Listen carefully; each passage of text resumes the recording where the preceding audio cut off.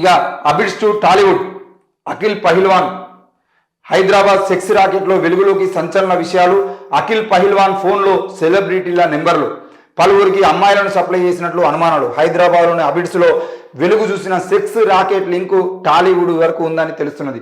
కేసులో ప్రధాన సూత్రధారి అయిన అఖిల్ పహిల్వాన్ పలు ప్రాంతాల నుంచి యువతులను తీసుకొచ్చి టాలీవుడ్తో పాటు బుల్లితెరకు చెందిన పలువురికి సప్లై చేసినట్లు అనుమానాలు వ్యక్తమవుతున్నాయి. మొత్తానికైతే అఖిల్ పహిల్వాన్ నిన్ను అరెస్ట్ చేసే ప్రయత్నం చేశారు. మరి అఖిల్ పహిల్వాన్ అనే వ్యక్తి అమ్మాయిలను తీసుకొచ్చి టాలీవుడ్లో ఉన్నటువంటి హీరోలకి, ముఖ్యంగా టాలీవుడ్ హీరోలకి కాదు, పోలీస్ అధికారులకి, రాజకీయ నాయకులకి అఖిల్ పహిల్వాన్ అనే వ్యక్తి మొత్తం దేశవ్యాప్తంగా ఎక్కడెక్కడ అందమైన అమ్మాయిలను వాళ్ళందరికీ తీసుకొచ్చి వాళ్ళకి సప్లై చేసిండు అని చెప్పేసి ఆయన మీద ఆరోపణలు వస్తున్నాయి. మరి ఈ విషయంలో ఎవరెవరు సప్లై చేసిండు? ఆ రాజకీయ నాయకుల లిస్ట్ ఏంది? ఆ టాలీవుడ్ హీరోల లిస్ట్ ఏంది? మరి ఇంతకుముందు డ్రగ్స్ కేసులో అకున్ సబరాలు కూడా మస్తుగా ఎగిరి మొత్తం అకున్ సబరాలు వచ్చిండు, మొత్తం డ్రగ్స్ కేసులో మొత్తం సెక్స్ రాకెట్లో అందరినీ తీసుకొస్తాడు, అందరినీ జైలు పంపిస్తాడు చెప్పేసి మస్తు మాట్లాడాడు. మరి ఏడవైంది ఆ అకున్ సబరాలు తీసుకొచ్చినటువంటి డ్రగ్స్ కేసులు? ఏడవైనాయి? ఎవరెవరి పేర్లు ఉన్నాయి? వాళ్ళ పేర్లు ఎందుకు బయటికి రాలే? ఎవరు వాళ్ళని కాపాడేటువంటి ప్రయత్నం చేశారు? ఆ విషయాన్ని ఇప్పుడు మన అదే పోలీస్ అధికారులు, అదే ఆబ్కారీ శాఖ వాళ్ళు, అదే పోలీస్ శాఖ వాళ్ళు బయటపెట్టడానికి ప్రయత్నం చేస్తారా? ఈరోజు అఖిల్ పహిల్వాన్ని అరెస్ట్ చేస్తారు, అఖిల్ పహిల్వాన్ని ఆపుతారు. మరి అఖిల్ పహిల్వాన్ ఎవరి కోసం చేసింది ఇదంతా? ఆ టాలీవుడ్ హీరోలు ఎవరు? ఆ అమ్మాయిని అఖిల్ పహిల్వాన్ వాడుకోలే కదా. ఇప్పుడు మరి సెక్స్ రాకెట్లో ఈయన బయటపడ్డాడు, ఈయన అమ్మాయిని మాత్రమే సప్లై చేసిండు. అమ్మాయిని సప్లై చేస్తే అమ్మాయిలతో వ్యభిచారం చేసినటువంటి వ్యభిచారులు ఎవరు? వాళ్ళ పేర్లను బయటపెట్టండి. వాళ్ళ పేర్లు బయటపడ్డారు. ఎందుకంటే టాలీవుడ్ జోలికి పోయినా, రాజకీయ నాయకులు జోలికి పోయినా, వాళ్ళ పోలీస్ అధికారుల పేర్లు బయటపడ్డా వాళ్ళ ఇజ్జత్ పోతుంది. కాబట్టి ఈరోజు అఖిల్ పహిల్వాన్ అరెస్ట్ చేసి ఆయన నుండి అవసరమైతే ఆయన ఉన్నటువంటి బంగారాన్ని, ఆయనకు ఉన్న 100 కోట్ల రూపాయలు, 10 కోట్ల రూపాయలను దండుకునే ప్రయత్నం చేస్తారు తప్ప మరి ఎవడెవడు ఆ అమ్మాయిలను వ్యభిచారం చేసిండు వాళ్ళ పేర్లను బయటపెట్టే ప్రయత్నం ప్రభుత్వం చేయాలి. ఆ ప్రభుత్వం మాత్రం అది చేయదు. మరి మీరు కేసులు పెట్టడం ఎవరికి లాభం? అఖిల్ పహిల్వాన్ మళ్ళీ 3 నెలల జైలుకి వెళ్ళి బయటకు వస్తారు. అఖిల్ పహిల్వాన్ కాకపోతే ఇంకో పహిల్వాన్ వస్తారు. ఈరోజు ఈ పిల్లగాన్ని బదనాం చేసే ప్రయత్నం చేసినట్టు ఎందుకు మీరు టాలీవుడ్ హీరోల పేర్లు బయటపెట్టారు, రాజకీయ నాయకుల పేర్లు బయటపెట్టారు? మరి ఆయననైతే మీరే అంటే అధికారులు చెప్తున్న విషయం కదా, ఏమని సెక్స్ రాకెట్ లింకు టాలీవుడ్ వరకు ఉందని తెలుస్తున్నది. కేసులో ప్రధాన సూత్రధారి అఖిల్ యువతులను తీసుకొచ్చి టాలీవుడ్తో పాటు బుల్లితెరకు చెందిన పలువురికి సప్లై చేసి పక్కన జరిగిండు. ఆయన వ్యభిచారం చేయలేదు. మరి వ్యభిచారం చేసినప్పుడు వాళ్ళ పేర్లు బయటపెట్టండి. ఇది అధికారులు పెడితేనే అప్పుడు ప్రజలకు మీ మీద నమ్మకం వస్తుంది. అది ఉండదు. 22వ తేదీ మధ్యాహ్నం 12:20 బాలరాముడి ప్రాణప్రతిష్ఠ టైంకే డెలివరీ చేయండి. డేట్ ఫిక్స్ చేసుకుంటున్న గర్భిణీలు, వైద్యులను సంప్రదిస్తున్న జంటలు. 22న సెలవు ఇవ్వండి అని హైకోర్టులో అడ్వకేట్ పిటిషన్ వేసిండు.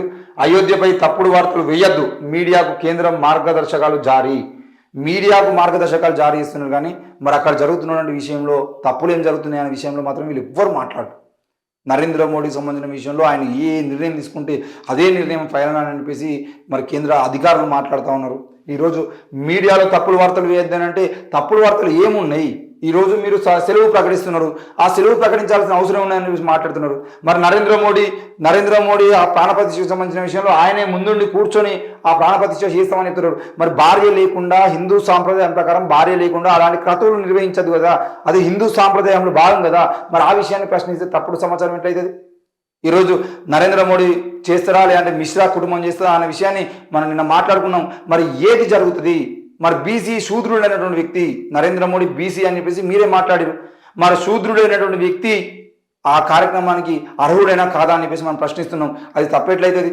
ఈరోజు చాలామంది ఈ విషయం గురించి మాట్లాడితే మన ఛానళ్ళ మీద రిపోర్ట్లు కొట్టడానికి ప్రయత్నం చేస్తున్నారు, విపరీతమైన ట్రోల్ చేసేయడానికి ప్రయత్నం చేస్తున్నారు తప్ప మరి 22వ తేదీన జరిగేటువంటి క్రతువులు ఏవైతే ఉన్నాయో, ప్రాణప్రతిష్ఠ కార్యక్రమం ఏదైతే ఉందో అది ఎవరిది? రాముడి ప్రాణప్రతిష్ఠ అని చెప్పేసి అయోధ్య రామ మందిరం ఓపెనింగ్ అని చెప్పేసి మీరు మాట్లాడుతున్నారు కదా, అయోధ్య రామ మందిర నిర్మాణం పూర్తయిందా?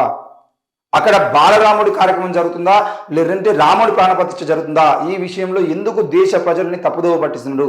అసలు నిజానికి ఇదే అధికారులు చెప్పాల్సినటువంటి విషయం ఏంటంటే, కేంద్రం చెప్పాల్సినటువంటి సమాధానం ఏంటి అంటే, ఈరోజు రామ మందిరం పూర్తి కాకుండానే అంటే ముఖ్యంగా ఆచార సాంప్రదాయాలకు వ్యతిరేకంగా ఆలయం నిర్మాణంలో ఉండగానే మరి ఈరోజు కేవలం నరేంద్ర మోడీ రాజకీయాల కోసం రానున్న లోక్సభ ఎన్నికలకి మీరు సపోర్ట్ చేస్తూ ఎందుకు ఈరోజు ఆ విధంగా నిర్ణయం తీసుకోవడం జరిగింది?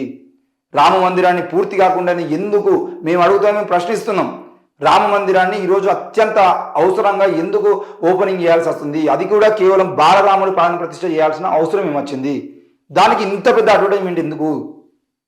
మరి రామ మందిరం పూర్తి చేసుకొని ఇంకో 2 నెలల్లో పూర్తి చేసుకొని మొత్తం పూర్తి అయిపోయిన తర్వాత అప్పుడు మీరు 100 కోట్లు అనుకునే 200 కోట్లు ఖర్చు చేసుకోరు. రామ మందిరాన్ని ఓపెనింగ్ సంబంధించిన విషయంలో దేశవ్యాప్తంగా ఉన్న ప్రజలందరినీ పిలిపించుకొని ముఖ్య కార్యకర్తలను, అవసరమైన ముఖ్యమంత్రుల్ని, మంత్రుల్ని అందరూ ఒక్కొక్క రోజు ఒక్కొక్క రాష్ట్ర ప్రజలందరినీ పిలుచుకొని అక్కడ పెద్ద కార్యక్రమం నిర్వహించండి. ఒక్కరోజు కాదు, అవసరమైతే నెలల పాటు కార్యక్రమాలు నిర్వహించుకోండి. కానీ ఈరోజు రాజకీయ స్వలాభం కోసం రాముని మందిరం పూర్తి కాకుండానే ఇన్ని రోజుల పాటు రామ మందిరం పేరుతో రాజకీయం చేసి ఈరోజు రామ మందిరం పూర్తి కాకుండా దాన్ని రాజకీయం కోసం వాడుకోవడం అనేది తప్పు. ఆ విషయం చేస్తున్నాను బీజేపీని మీరు మాట్లాడకుండా మరి ఆ విషయంలో మాట్లాడుతున్నాను మీడియా సంస్థల మీద చర్యలు తీసుకుంటామని మాట్లాడడం సరైంది కాదని చెప్పేసి కేంద్రానికి మనం తెలియజేస్తున్నాం.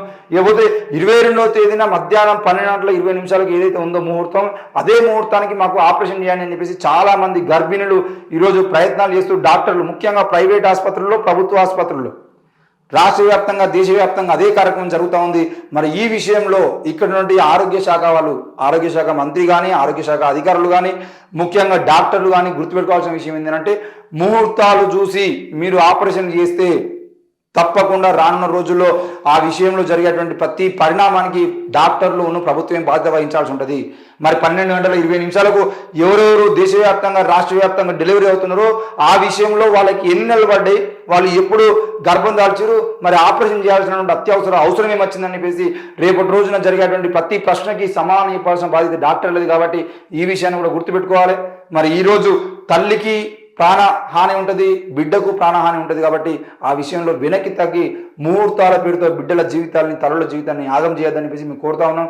జరగబోయే పరిణామాలకు రాష్ట్ర ప్రభుత్వం కూడా బాధ్యత వహించాలి. ముఖ్యంగా వైద్య ఆరోగ్య శాఖ మంత్రి దాని బాధ్యత వహించి ఎట్టి పరిస్థితుల్లో ముహూర్తాలు చూసుకొని జరిగేటువంటి ఆపరేషన్లకి ఈ రాష్ట్రంలో, ముఖ్యంగా తెలంగాణ రాష్ట్రంలో అట్లాంటి అవకాశం లేకుండా చూసుకోవాల్సిన బాధ్యత ఉందని చెప్పేసి మేము కోరుతా ఉన్నాం.